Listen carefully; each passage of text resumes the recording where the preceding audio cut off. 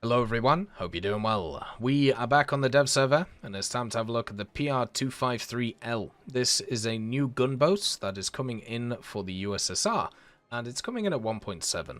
This is not really that interesting in terms of its armament, but I've got to be honest, this thing's a looker. It has some really cool little features on it, and whoever put their time into building this thing should be incredibly proud of themselves. Even down to stuff like this, the hose which is on the front, or even this area here with the compass. I want to kind of show it to you if I can, with help of NVIDIA Ansel. You can see here, you actually have all of the little parts modeled. So you have the compass, you have, of course, the forward and backwards, you have the wheel to turn it. You have so many different things. Some little dinghies there, a boat, and then these red things. Not entirely sure what these red things are. It would actually be really nice to learn. And just look at it. Isn't this a beautiful thing? It's amazing how beautiful boats look. It really is. But anyway, back to what it is in terms of the game. The PR253L has two 45mm on it. These are the 68-21 KMs.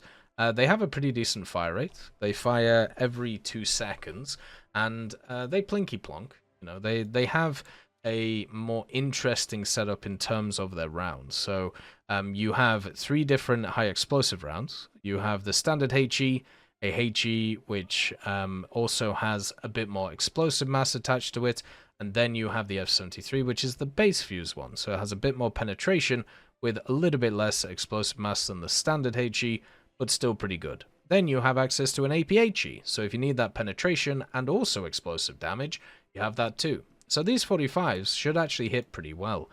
They should have a good impact on the targets that they're hitting. Then you also have 2 Dishkas, which are set up here. These will obviously be more AA focused, but can attack small boats. And since this thing's a 1.7, you're going to see a lot of PT boats, and those guns will work pretty well. It does have some secondary armaments too. You can already see them. It does have some mines on it, and also some good old depth charges. Only 2 of them at the moment though, which seems like a very small amount. You can actually see them back here on these rollers, but I'm guessing it's supposed to have more because you actually have the tracks for them all the way down the machine. So yeah, it's cool to see some additional secondaries, but let's be honest, they're not that useful in terms of the game, especially since this thing isn't very fast.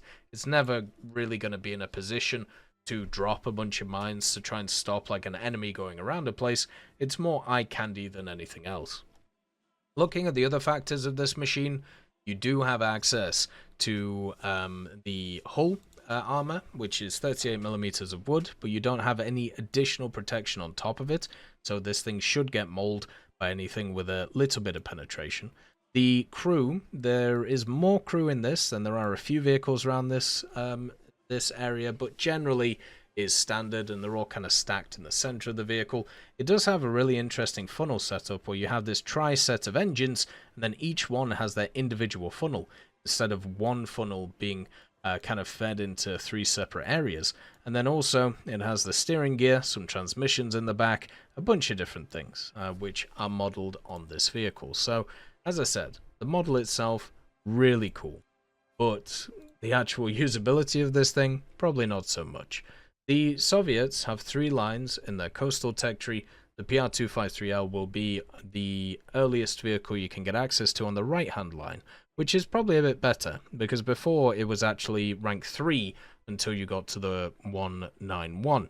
So having this means it's easier to get into this line, also gives you more vehicles of this BR to be able to research, so you can get into the next area. And, you know, if you've actually played the Soviet coastal tree before, you shouldn't be too kind of frazzled by a vehicle like this, because you have quite a lot of these kind of like sub-chasers or motor gunboat ideas which are around. They are actually pretty heavy on the turrets in terms of the Soviet tech trees, which means that you have some pretty fast PT boats, but mainly you have these kind of like armored boats which annihilate stuff. The 253L has the offensive armament, but it doesn't necessarily have the defensive armament on the other side of it, and that is going to be its kind of big problem. So at 1.7 it'll still be fine though. Like, it's not going to be something that's going to get annihilated or do anything, it will be good with the 45s and will be able to do the damage that it needs to do.